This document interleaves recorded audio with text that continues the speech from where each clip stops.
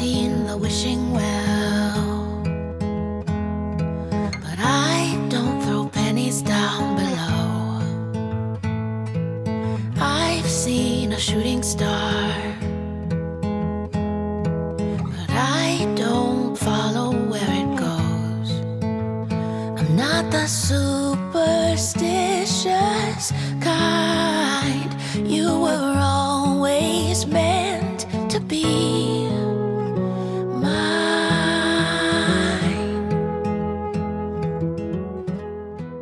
Hello guys! Today magpa-plan tayo ng ranunculus. Meron akong 4 na packages nito. And nilagay ko na siya dito guys. Kakalagay ko lang. Ayan. So ito siya guys. Kailangan siyang i-soak for 2 to 3 hours. Not more than that. Para mag-plump lang siya. Kasi ito is natutulog pa siya guys. Kailangan siya i-soak para hindi siya sobrang dry talaga. So mamaya-maya guys makikita nyo to. Parang maano na siya guys, magpa-plump siya or magburot siya ba ng konti. Ayan. So, kailangan siya i-soak para hindi siya sobrang dry kasi dry siya as of now kasi galing sa store and naka-save siya for the springtime. Ayan. So, ito guys, kailangan siyang i-dig from the ground every time na tapos na yung planting season niya. So, ganito yung itsura ng flowers. They're so beautiful. So, kailangan natin siyang i-prepare. I-plant natin ahead of time bago natin siya i-plant sa labas. So, papakita ko sa inyo mamaya ano na maging itsura niya. So, from time to time, kailangan mo rin galawin yung water para magkaroon siya ng circulation, oxygen ba. Ayan. So, ito yung isa sa mga plants na itatanim natin this season. Tatry natin. Actually, it will be my first time na magtanim nito. And itong mga corms na to, itong bulbs na to guys, is nabili natin doon sa Tokmani. And nakasale siya na may free na isa kapag 4 ang binili mo. Ayan. Ang ganda ng mga bulaklak. Hindi siya rose guys. It's ranunculus. Yan, so mixed ito and there were 10 pieces bawat bag and meron akong 4 na bag. But binilang ko may 3 bags na tag 11 ang laman. Ayan, so instead of 40 merong 43 na ranunculus na tanim ang maproproduce. Hopefully lahat is tumubo. Let's see pagdating ng summer or in a couple of days kapag nagtumubo ba lahat.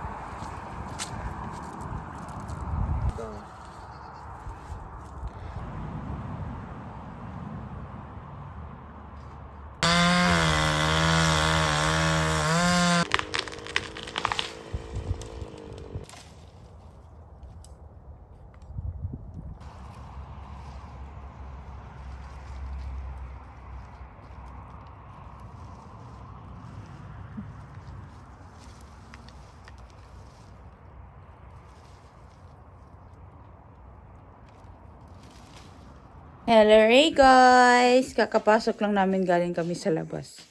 Nagbunot ako ng damo tapos hindi ko nag-cut ng tree. And we're going to do a little bit of garden work dito sa loob ng bahay. Ogoy, natukan ka day? Ubo man. Hindi na. Ano lang yan. Ubo lang siya guys. Pero wala siyang ubo talaga.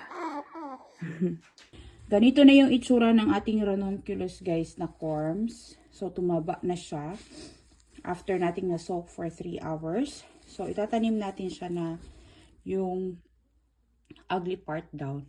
Ganun. So, ugly part down guys. And para siyang octopus. Ganun. Kasi dito sa taas yung kanyang tutubo na bagong tanim. So, lalagay ko lang siya dyan. Nakaganyan siya. Oh. Pakita ko sa inyo na makita nyo ba.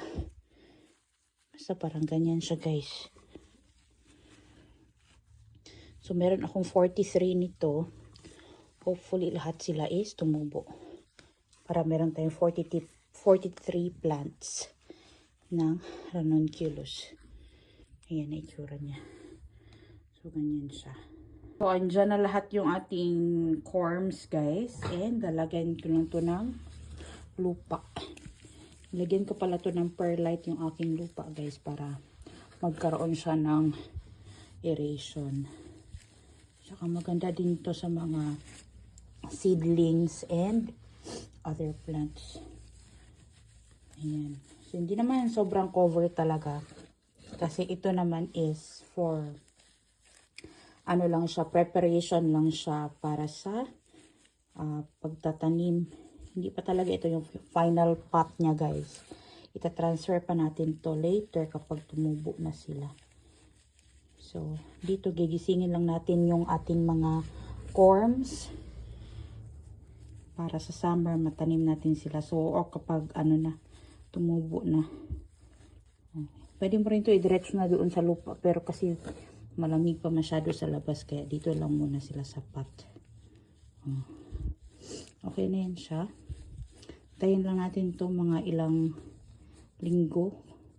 And tutubo din yan guys. So we'll just need to lightly water this one. Pili din pala ako nitong Dahlia na Park Princess guys. So itatanim natin to. I-pre-plant natin siya para mag-advance tayo na magkaroon ng bulaklak hopefully. Kasi lagi pag nagtatanim ako nito summer, so namumulak siya mga late summer na to autumn. So gusto ko siya ma-enjoy na mas earlier para may bulaklak doon sa garden guys kahit summer. So ito, i-pre-plant na natin siya. Advance na natin siya itanim dito. Tapos, hopefully ma-practice ko rin or makapagkuha din kayo tayo ng stems guys. Kasi pwede pala yun na sa stems ng dahlia. Mas marami kang dahlia plants. So itanim na natin to. Tubers din ito siya guys. Ayan o. Isa lang to. And isang plant lang kibali per bag. Ayan. So, let's try this. Kasi pwede palang siyang ganyan o. Yung nasa pot. Ang ganda tingnan. Ang ganda color pink pa. So, ganito ang itsura nito guys pag nabili mo siya na dry. So, ganito natin siya itatanim. Kasi ito yung dating stem niya na na-dry na. So, itong mga bulbs sa baba. Ganyan. So, hindi natin siya kailangan itanim na sobrang malalim. 4 lang na meron ako nito. Itong Park Princess. And hopefully, tumubo talaga to guys. Hindi tayo ma-prank ng pinagbilhan natin sa ganyan. So, nakataas siya, diba? Yung stems niya, sa taas. Ito yung stem niya. So, tatabunan lang natin siya lightly. Yung stem hindi na kailangang tabunan. Yung tuber lang mismo. Tapos lagyan natin siya ng tubig. So ganun lang guys ang pagtanim nitong dahlia. Usually ito tinatanim ko ng summer pero sobrang late ko nga siya na na-experience na magkaroon ng bulaklak. So ngayon na spring pa lang, tanim na natin siya dito sa loob ng bahay. And hopefully makakuha din tayo ng stems. Kasi never pa ako nakatry na magkaroon ng plant through stems nito. Ayan. So, i-cover lang natin yung kanyang tuber. And, it's good to go. Ayan na guys, natanim na natin yung ating dahlia na Park Princess. Ito siya. Ayan. Lagyan natin dyan. Para malaman natin yung pangalan later. Ito naman guys is another dahlia din siya. Dahlia tropical. So, andito yung kanyang tuber. Ayan. So, ganito natin siya itatanim. Kasi ito yung kanyang stem sa taas. Oh. Ayan. Yan yung stem guys. Yun oh. Sa taas. So, dito natin siya itatanim. Dito natin siya itanim sa pot. Tapos, lagyan natin ng lupa. And, bigyan natin siya. Hindi naman sobrang basang-basa talaga. Kailangan lang talaga tumalagay sa lupa guys para magising sila ba. Ayan. Ganyan lang, light lang siya na cover.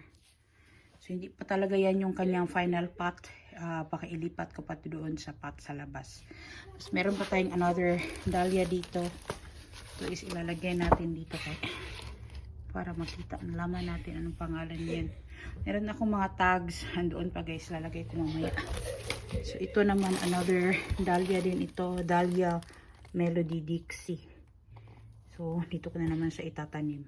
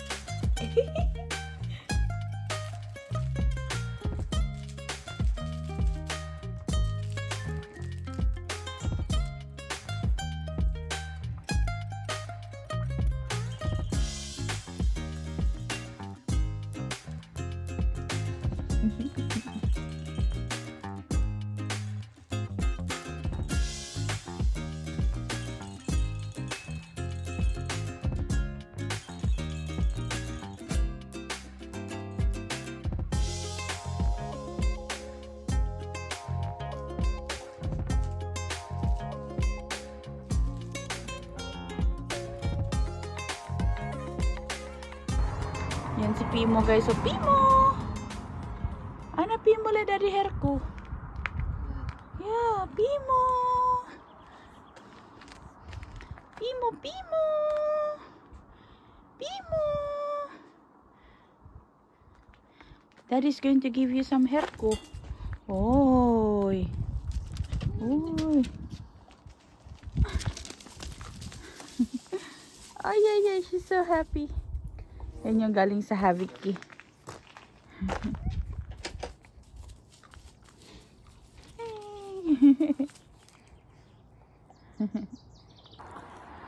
May mga birds na guys na nagsising doon, no? We're going to check in here in the backyard. What happened to our backyard? Because there's already flowers over there. Let's show to our friends that we have now flowers and our raparperi has started growing already. Our rhubarb starts growing. Yeah, in here guys, there's a flowers already. Yan, may flowers na dito. It's already springtime in Finland. And our rhubarb is here. Meron ng rhubarb dito guys. Ayan o, may dahon na yung aming rhubarb. Very nice. Very soon we're going to harvest our rhubarb stalks. Ayan o. Ayan. Sarah is andito guys. Yeah. Yeah. Let's go inside. Let's go inside na. Huh? Let's go inside because we're going to drink milk. Hindi na ako nagbihis ng damit kahapon. The same t-shirt lang sinuot ko guys. Alam nyo bakit? Ay, 3 lang kasi ang t-shirt na magkasya sa akin. Hindi kasya mga damit ko guys. Kaya nilagay ko na doon sa UF yung iba.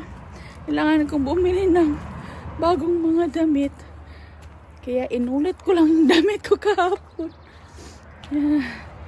Ay, wow, there's another nice flower over there. Oh, dito guys, meron pang another nice flowers. Yung crocus, ayan oh. Daddy, there's a plastic over there. Need to throw this in the garbage bin. Ay.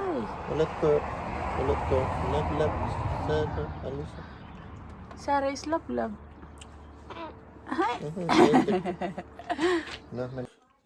Hi. Are you clean now, love? Feeling good? She had a good bath. I feel good. You know that I should. Nakaligo niya lang. Nahuwa menta. Sarah Alisa Huamenta. Good morning. Good morning, love, love. Agoy. Good morning, love, love. Ay, happy girl yan. Are you happy because you are full? Nangagisip na niya akong sinina, ma. Ilang na kay hindi naman ito masuot in couple of days, no? Oh, good morning. Good morning, Sarah Lisa. In good mood in the morning yan. Good morning to you, baby love. Good morning. Good morning, everybody. Good morning. Good morning, everybody. Gawa tayo ng lunch, guys. We have meatballs. And then we have here chanterelles mushroom. Pinag-fry ko na siya sa butter and lalagyan ko siya ng cream. But half of this, only yung gagamitin ko for our lunch. Yung half is gagamitin ko sa gagawin kong pie for today. So this is our lunch for today, guys. It's another day dito sa countryside. And meron tayo ditong meatballs. Galing yan sa Haviki. Mushrooms na merong cream. Mushrooms, of course, galing sa forest. And meron tayong patatas. So, pakukuluan ko lang itong patatas. And that will be our lunch for today.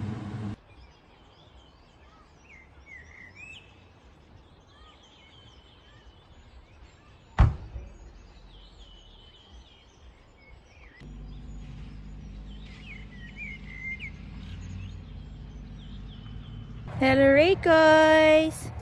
It's Sarah's first spring and there are now flowers. Love. Can you see that one?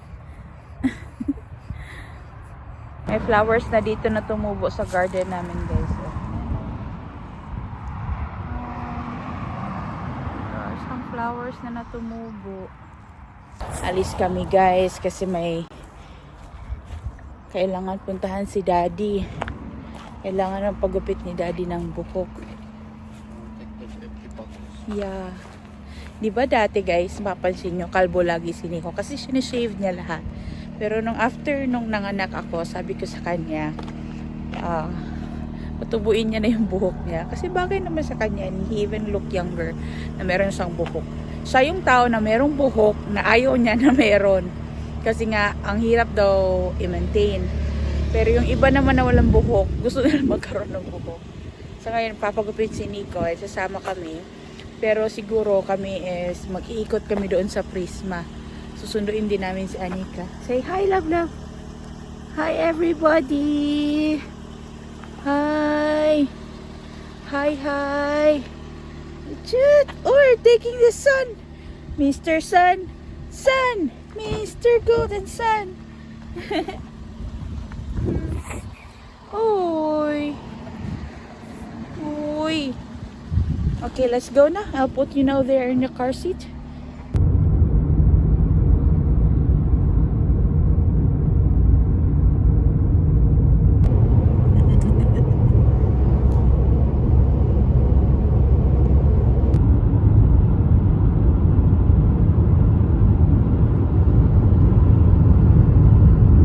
Tulog si Sarah, guys.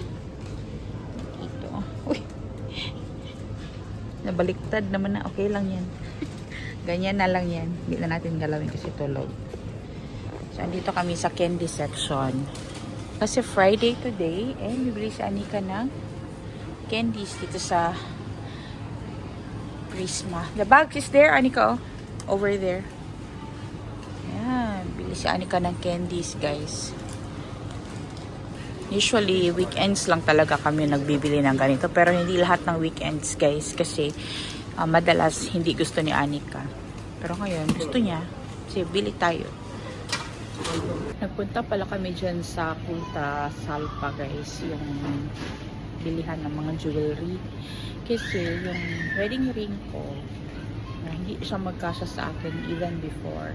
And hindi pa namin yun na pa-engrave ni Nico ng names namin. So, yung initials, saka yung date ng wedding. So, ngayon, pina-engrave na namin siya. Doon namin dinala sa Kulta Salpa. Doon din namin pinili yung wedding ring para kay Nico. Pero sa akin kasi guys, hindi ako bumili or hindi kami bumili ng wedding ring for me. Kasi meron kasi akong ring before. Sabi ko kay Nico para makatipid kami. Hindi na kami bibili ng ring for me. So, ano yung meron ako, na lang yung gagamitin ko as wedding ring. Kasi hindi naman sobrang importante para sa akin guys na magkaroon ng maraming jewelry. Okay na yung ano meron sa akin before. Yun na lang. Kasi na-budget din talaga ko yung kasal namin that time. Window shopping na kami muna dito sa Prisma guys. Tingnan natin kung meron tayong mabibili. Habang hinihintay namin si Nico kasi si Nico nagpunta doon sa my barber. Pagupit na siya ng kanyang buhok. Is that a funny one?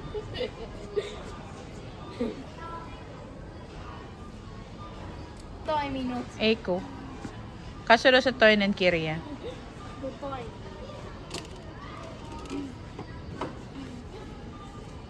Ay! Wow! Show me! It's magic. Wow! It's magic. Yeah, it's so beautiful. Yaksusue obera. Eka yaksusue obera. Eiko. Window shopping kami guys. Window shopping lang naman. Ng sasakyan. Window shopping lang. Wala kaming pambili. So, andun si Nico. Tingin-tingin siya doon guys. Mas gusto daw ni Nico ng mas malaki na car. Kasi nga, malaki yung aming family. Si Sarah is andito. Bit-bit namin of course. Hindi yan iwan sa Nico andun. Tinitingnan niya yung mga cars. Look guys, ito na lang. Oh. Hala. Old car. It's so nice. Ang ganda. Andito kami sa another shop na naman guys. Yung plano namin na bibili na sasakyan is second hand pa rin guys. Kasi wala kami pambili ng bago no. Tapos hindi kami bibili ng sobrang bagong model. Something a little bit bigger car lang para sa amin. Yung kaya lang sa budget namin. Kasi wala tayong malaking pera. So, ang tawa ako kay Nico yung na-amaze ako ba sa isa sa mga checklist na sinabi niya doon sa yung associate nila dito. Isa sa mga checklist niya ng mga gusto niya sa car. Kasi yung isa sa purpose nun is for mushroom picking. Ang sweet ng asawa ko. Grabe, inisip niya talaga yun yung para sa hobby ko guys na mag mushroom picking sa forest. Isa yun sa mga checklist niya na kailangan makapasok yung sasakyan and madaling mahagalaw yung sasakyan kapag nag-mushroom picking, like mga rocky roads, sa mga roads doon sa forest, yun. Lalo na kapag mushroom picking season, kasi yun, isa talaga yun sa mga challenges din, kasi hindi nakakapasok yung sasakyan namin sa mga medyo rocky or rough roads talaga guys doon sa forest kapag mushroom picking. So, I ended up na maglakad ng sobrang mahaba talaga para lang makapag-mushroom picking doon sa liblib na lugar sa forest. Ito na yung magiging feeling ko doon sa aking gagawing mini pies. So, yung mga ham guys, nanggaling yan sa Haviki. May itlog ako dito. Tapos, cream and cheese. Tapos, lalagyan ko na ito ng konting-konting salt. Tapos, pepper. Ayan. Tapos, meron din tong mushrooms. Yung chanterelle mushrooms. Ito ng pepper. Konting salt. Ito na yung ating mini pies, guys. Ayan. So, mas madali siya para sa akin kapag ganito. Kapag pang snack ko ba, instead na yung i-triangle pa pagkahiwa. At least ito ganito na siya. O, diba? Finger foods na. Hapatik na natin kaniko.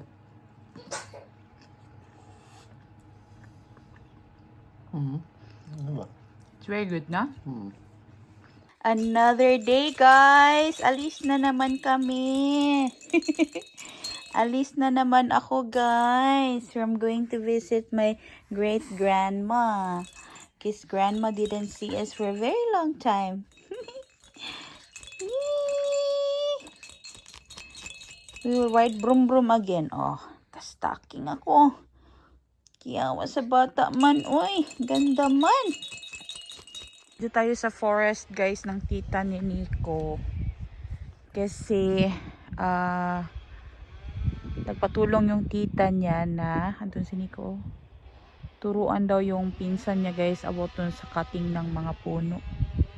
Kasi may size na nire-require. Hala, ano to? Oh my God! Frog's eggs! Ang daming frog's eggs dito guys! Ayan oh! Hala, ang dami! Tingnan nyo. Frog's eggs. Ala, saan yung mama frog? Grabe oh. Ala oh, ang cute oh. First time ko nakakita ng frog's eggs na ganito kadami ba?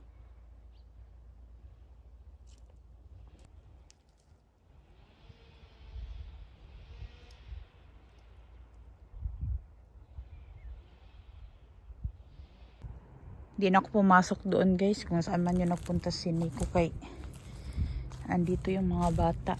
Pero dito lang ako banda sa may labas. Andun pa siya sa may loob mismo. Pero wala pang mushrooms ngayon guys. Pero excited na kayo. Ako din, excited na rin ako. Couple of months pa guys. Magkakaroon din ng mushroom hunting. Ganda ng gubat. Uy, very peaceful. Tingnan nyo dito guys, ito yung forest na pinuntahan namin last year o na wala kaming nakitang mushroom. Ang daming lamok dito last year nagpunta kami. Ngayon guys, ano na siya, nakat na siya lahat oh. Mula doon sa dulo. Ayan. Punta doon. Na-harvest na yung mga puno. So definitely after a couple of weeks or months, kapag nalinis na yung mga twigs dyan, yung mga sanga-sanga, kasi yung mga sanga-sanga ginagawa din yan siyang wood chips, tataniman nila yan ng bago. Kasi law yan dito guys na kapag nag-cut ka ng forest, kailangan taniman mo siya agad. Ayan. Ang laki ng area na na-cut din pala. So yun ang tita ni Nico guys, kapatid yan ng mama niya. Yan yung may-ari ng forest dito.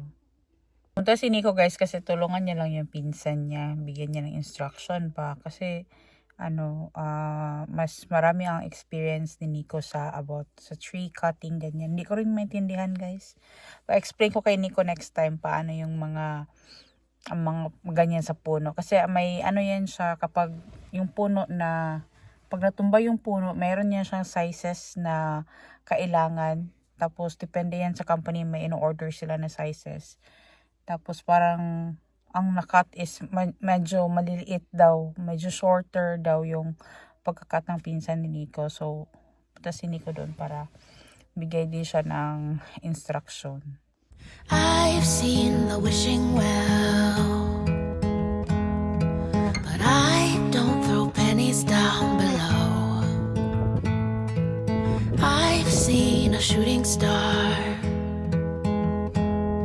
but I don't follow where it goes. I'm not the superstitious kind. You were always meant to be mine.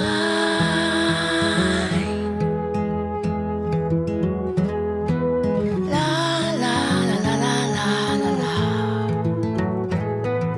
Some people pray all day and cross their fingers tightly in a bow.